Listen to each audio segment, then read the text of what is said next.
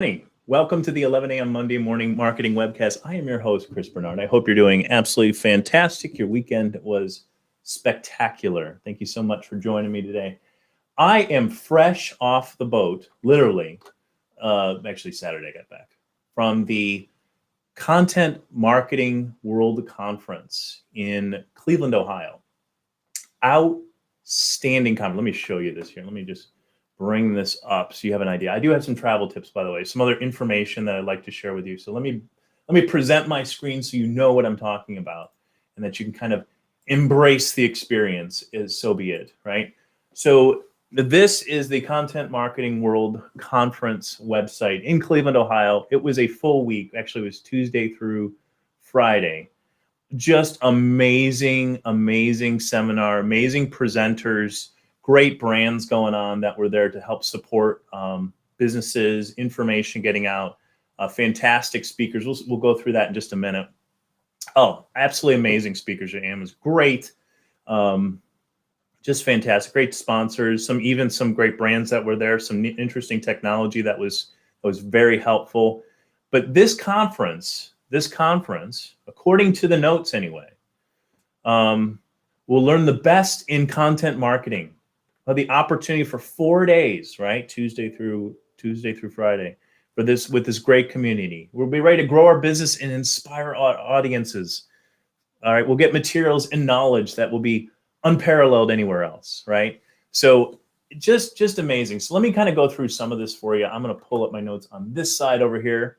So shout out to those people who were part of that group. Before we get into some of these presenters and some of the topics, two things. First of all, I want to introduce you to, there's two things. First of all, car rental tip, as well as vaccination mandate tip. Okay. So those two things. When I was in Alaska in August, there were no rental cars, none. And just like you, probably, you go book these like fantastic like trips or even business trips. And the last thing you think about is your rental car.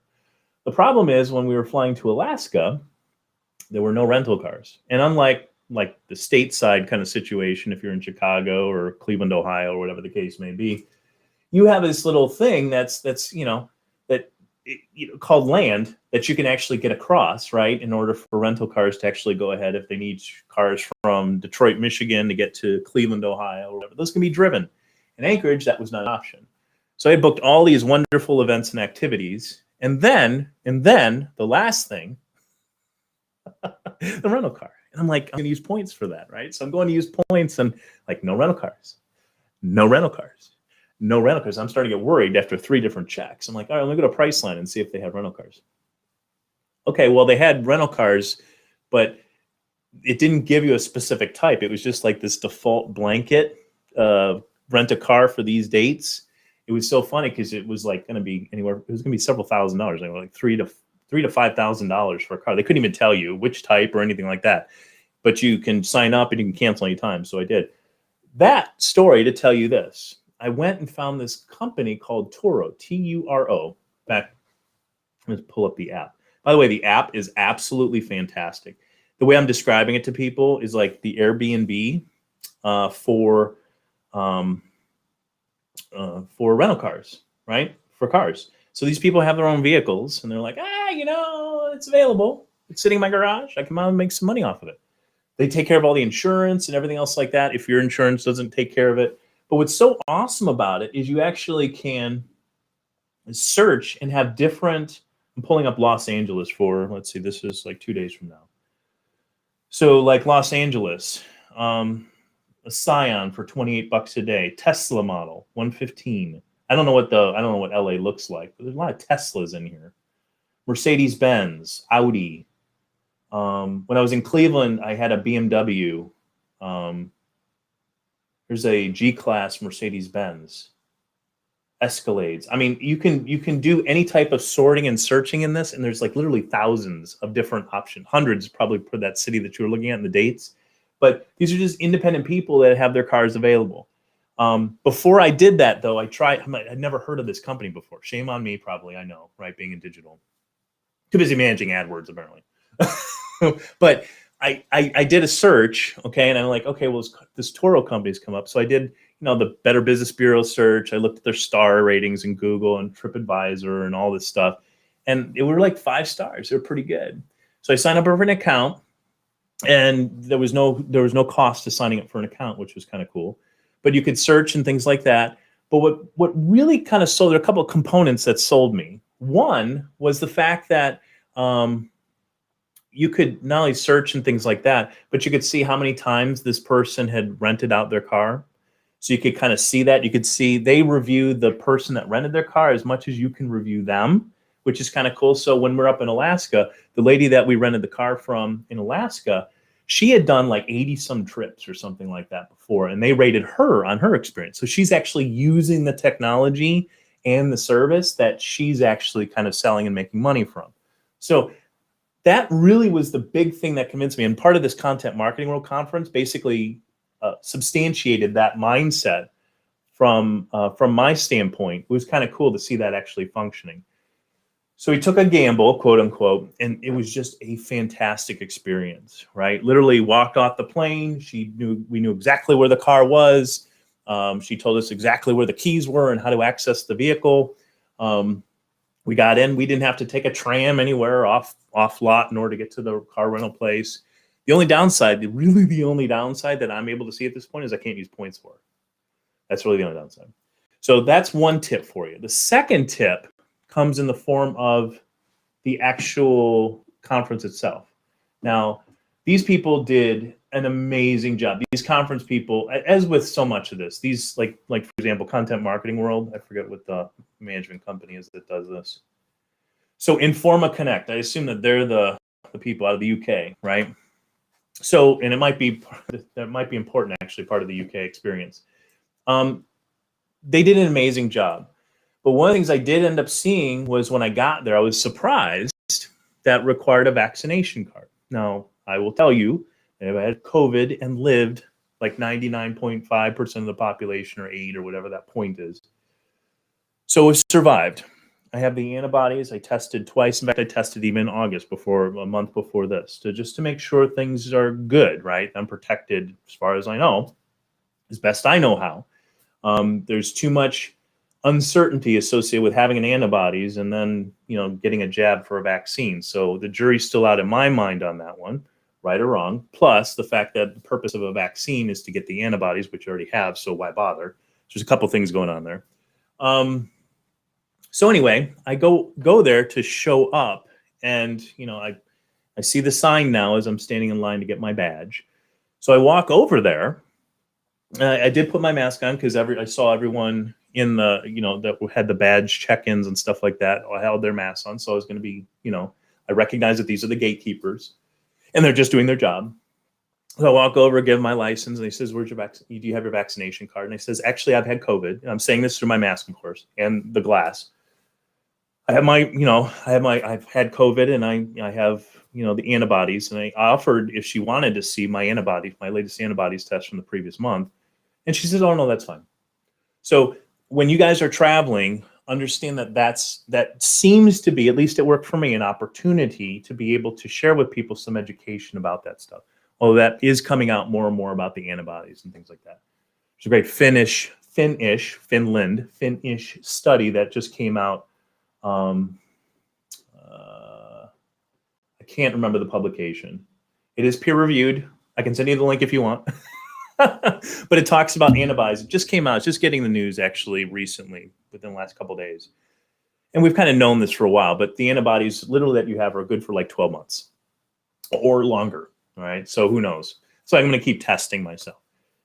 But I was ready for that conversation if indeed I was asked by the person, and I had to talk to management or something of that nature. I was asked. And I don't know how this conversation would go because I didn't have to play it out, which was great. God, thank you.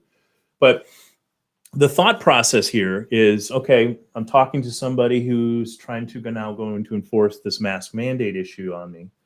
It says I have to be there. One, you should have told me earlier. That's from a customer service standpoint, that would have been helpful.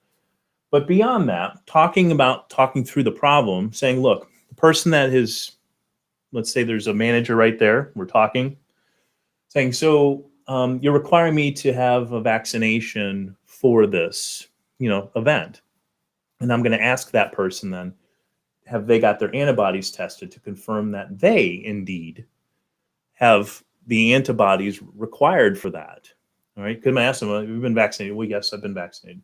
So the reason why I got the vaccination was so that you wouldn't suffer from COVID or have death or major illness. Yes. Okay. Do you know if you have the antibodies for that? I didn't test for that. That's what the response is going to be. I'll educate them in saying, well, even according to the manufacturers, a 5-10% minimum failure rate with the vaccinations. So unless you have gotten your antibodies tested, you're actually more of a risk to people than I am, which I can show you I've got my antibodies for it. So I was ready to have these logical discussions. I don't know where that would have gone, but at least it might be helpful for somebody like yourself. I don't know. We'll find out. Hopefully this whole pandemic thing is going away soon. Best research is showing that the COVID virus is going to be probably over the months and years ahead, going to just basically turn into a cold-like situation, because we will have the antibodies, we'll have had the vaccines, we'll be ready to go, and we'll probably just have that kind of small situation of being a cold, which would be fantastic. So beyond that, I was just giving you some helpful hints. I'm not trying to convince you of anything. I'm just trying to help you, if you're in that same situation, to be able to kind of discuss things. I'm not giving out medical advice. Just saying, this is my situation. Maybe it'll help you. Okay? If you feel like that's important to share, great. If not, that's okay too. So back to the conference. Over the next several weeks, because let me share my screen again here with you. Oh, I already am. Oops. Okay. So over the next several weeks, I have taken a lot of notes, guys. A lot of notes. This is just one session right here. One session of notes for us. This was compliments of a Mr. Michael Brenner, who was an awesome speaker, by the way. But I have so many these all have different, taking notes, guys. These are my chicken scratch notes. I'm going to get these in a finalized kind of notes over the next couple of weeks, bringing their presentation slides and with other information, even resources from some of the books they've recommended. So you're going to want to sign up for this newsletter, right? So that you can get this information. Because you didn't spend a week doing Content Marketing World. I did. And so many different great sessions across the board. So you're going to want to get the notes from the stuff. And I can't even thank the speakers enough. I'm going to try and tag them in. Hopefully they'll be open to me, sharing their great insight. That was one of the commitments that we made at the conference, is to be able to share this information out, to make sure other people are aware of it, right? Because the fact is, we can all learn from each other. And you may not have had the opportunity to spend a week away doing a conference in 2, 4, 6, 8, 10, 12, 14, 16, 18, 19 different sessions of excellence on how to improve your business, but I did. So at least I can do is share that out. And I made that kind of commitment last week. So, but great stuff in there. Some of these speakers were just outstanding. All of them were good, right? Some I just resonated with more than others. Let me just share with some of them. Pete was absolutely fantastic, always is. And Giselle, she had, if memory serves, let's see, I think she was going to talk about, I'm trying to remember her presentation. I'm almost sure I remember it. I think this was the car experience. Hang on. She had, no, that was, Dave Thomas was really good. So they're all kind of grouping together in one, it's probably all the way at the end. Oh, here it is. Yeah. So she had her big takeaway in this one. Absolutely amazing speaker. Her big takeaway is really just go beyond the minimum. She brought a thread of car buying experience, and why their family uses somebody and what this individual did. But she had a lot of great stats to share with us, which was fantastic. But the big takeaway was collaboration, demonstration, education, thinking about your customer base and what's going on in their heads and what influences them in that buying decision. She did it just in stellar, amazing job. And same thing with Anne. In fact, she kicked everything off. I think the art of storytelling. Oh, my slides were so much better. I took slides on my phone. So again, we're gonna have to bring in some stuff there. She talked about she talked about Rudolph, right? In terms of not just, she had a great presentation strategy, but she talked about Rudolph, right? And really trying to get into the value of what the customer's actually buying. Did an amazing job. She has a great framework here. We'll get into more detail and that kind of stuff, but Anne did just an amazing job. Great speaker. Marcus did a fantastic job. I did catch his.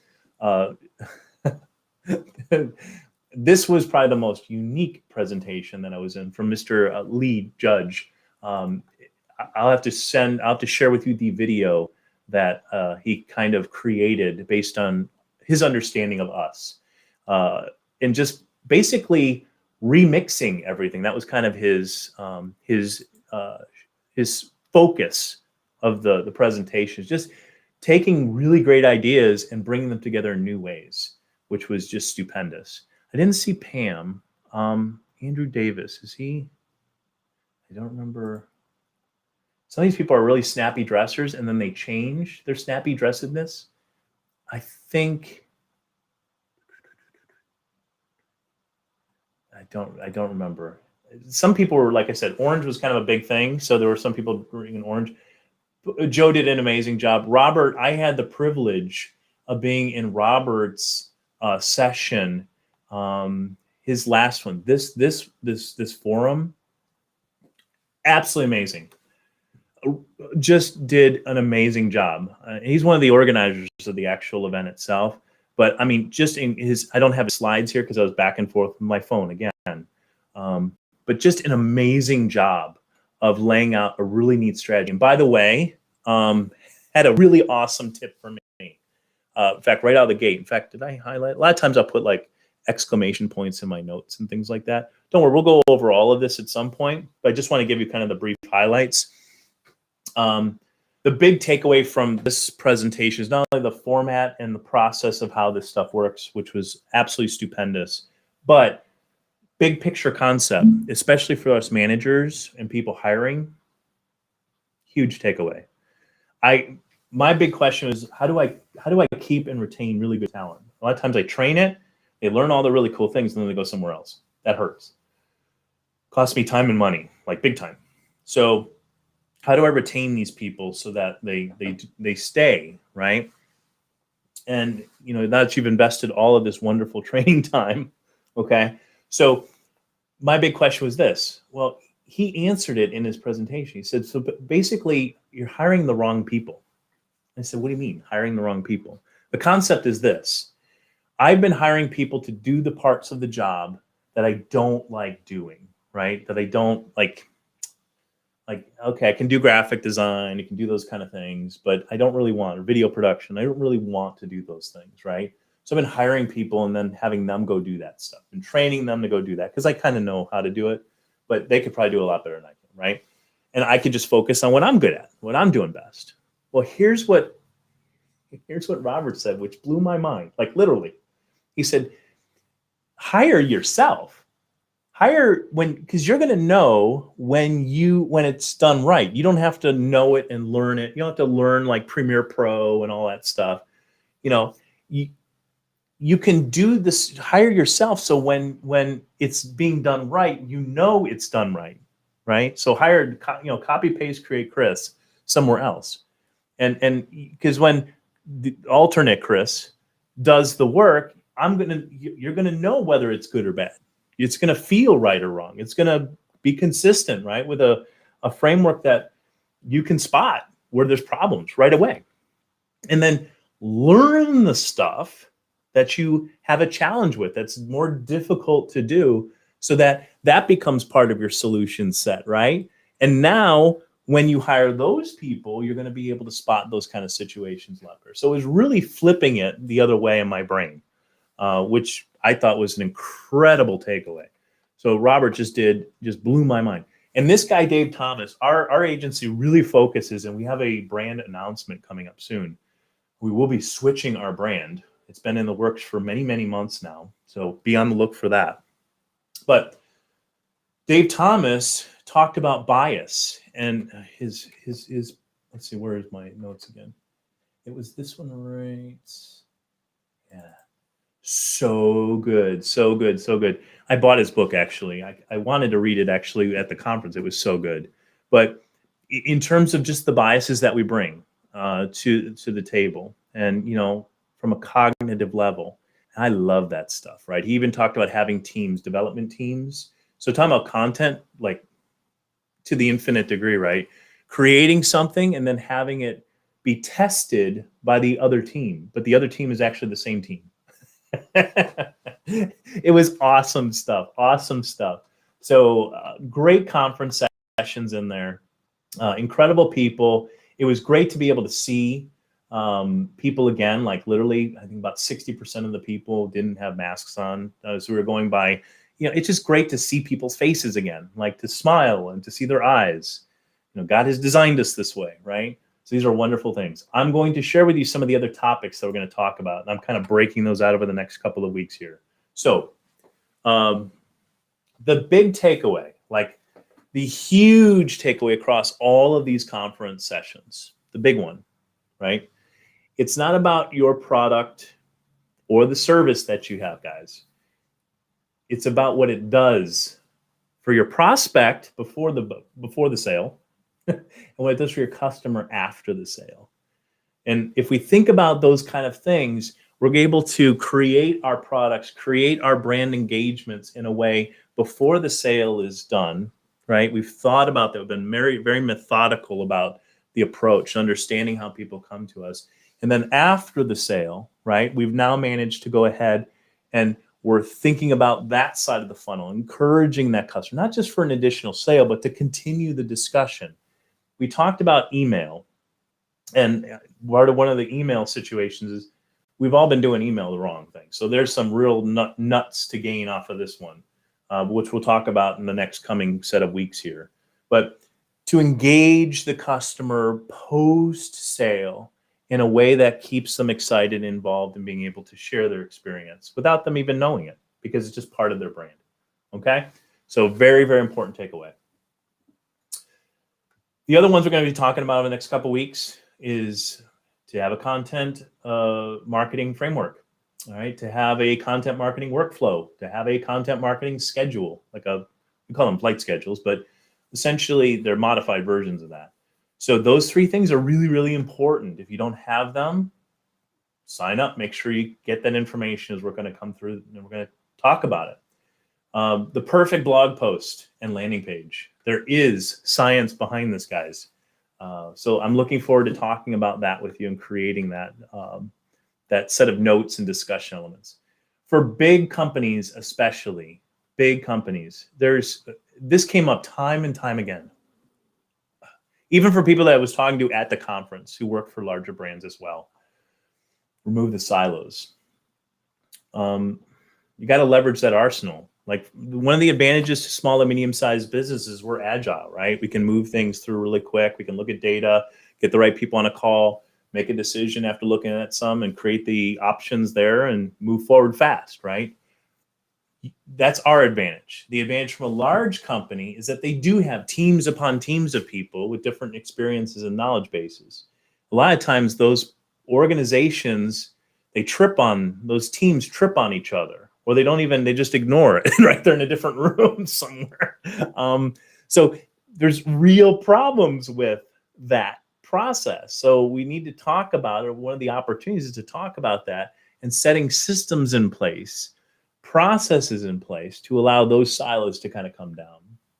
Really, really important. So that's research, from the research to plan, to strategize, to cross-train, to share. Like those things need to be in place. And then you can start doing amazing things, because not only do you have that great budget and those awesome resources in terms of diverse people with all these great ideas, but now you've got them in a system, a workflow per se, framework that allows you to communicate effectively and efficiently and to basically align all the troops in the right direction. Really amazing stuff.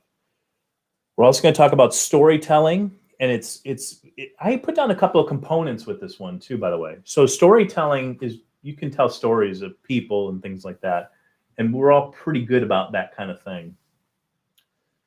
But we have to understand the feel, and that was part of what Ann's discussion was in here. Just that does it look, smell, connect with your audience, right? And that's really important. So storytelling is big takeaway: establish trust, but also to empower your customers and your employees to help share that story. Very, very, very important. And I think one of the best examples that I can think of in that, I learned from one of the speakers. It was no, actually it came up. I think it came up twice actually. It was the 1984 commercial from Apple. It's like the typical marketing one, but it reminds us of just the importance and power of a good story and how it's being told and how much stay power it has with it, right? So if you can emotionally connect a brand to something that the person is internally feeling, that's going to go great places. Okay. Unfortunately, fear is still one of the motivators, so you can still manipulate people and use it that way. You don't have to, but understand that even that approach is sides to the same coin, right? So you can use fear, but you're pointing out your solution to the problem to help people avoid the fear of that problem they're trying to solve, right? So you can still use fear in that regard. Email success stories. We do not do email properly in this country. How many of us actually just ignore 90 out of 100 emails that we get? We used to, or maybe had a certain time period where we're interested in hearing from those emails and those brands, but those days have long gone by. And even what we click, how many of our brands are actually using the detail and insight in terms of just what the user is telling us, what they're clicking. Wow, huge options there, guys. Here's a big one too, right? SEO matters, like search engine optimization matters. There's components of it that we get to speak from that look like they've changed, but seriously, a lot of the basics are still there. We're going to talk about the key, the most important thing with SEO, the most important thing. We're going to substantiate it with data. And I forget who the speaker was in that one, but it was David something or other. I can picture him. He's a runner. More to come on that. Links matter. Shocker there, right? We're going to discuss kind of the importance of that, how to kind of organize those things so that you're getting the most bang for your buck with that. And also, and I know it doesn't sound exciting or sexy. I guess it depends. Contracts. Contracts matter. Like they can reinforce your sales process if they're done right. So even legal stuff like NDAs and things like that can actually help. They position your company as a certain solution set, right? So even those things matter. So we're going to be walking through that. It was a great presentation from an attorney's firm that specializes in this stuff. So fantastic. So there's a lot coming down the pipeline. I would suggest that you sign up, make sure you get the emails. Do pencil us in then for the Monday morning marketing webcast. You can find it on the site itself, but you can also find it in YouTube and Facebook, and LinkedIn. I think yes, maybe LinkedIn as well.